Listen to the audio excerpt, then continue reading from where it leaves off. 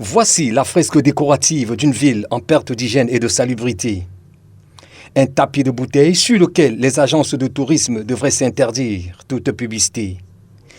Larguées ici par des mains d'hommes ou drainées par les eaux, ces cliniques à ciel ouvert sont de véritables centres de vie dans lesquels vivent les bestioles et les moustiques de tout genre et autour les populations alentours, le chef Mochojan en premier étouffe.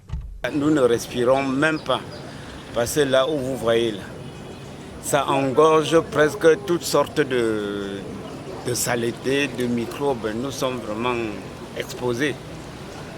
Des maladies de tout genre. Et cette fois-ci, ça s'est aggravé jusqu'à déborder même la limite. Parce que la grande pluie dernièrement, là, ça, vous voyez derrière vous, là, ça a sorti maintenant toutes les saletés du lit. Venez bloquer que sur des maisons où vraiment nous sommes vraiment, ça nous dépasse de travailler.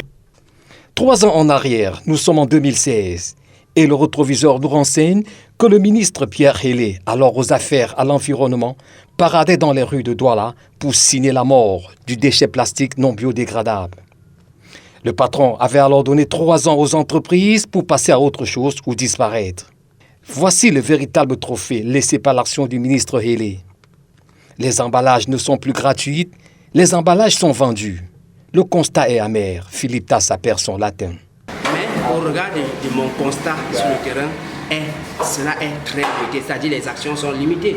Et nous n'avons qu'à voir, je prendrai le cas des trains dans la ville de Douala, qui chaque fois sont bouchés et c'est ces trains-là qui causent des inondations un peu partout. Oui, parlant, on va nous dire, on a engagé ci, on a engagé ça. Les brasseries du Cameroun, principal pollueur, ont démissionné de la mission de collecte, laissant le terrain à quelques entreprises qui, paresseusement, posent des bacs de collecte de bouteilles dans la ville. Ces bacs, que certains confondent allègrement pour des paniers de basket, contenaient des fresques décoratives de la ville. Pourtant, les solutions existent. La transformation, par exemple, de ces déchets en pavés plastiques. Le problème, sortir du fût et du clavier pour atteindre le stade industriel. Un stade industriel alors très cher, afin d'espérer grappiller les 6,5 millions de tonnes de déchets plastiques que charrient les ménages tous les jours.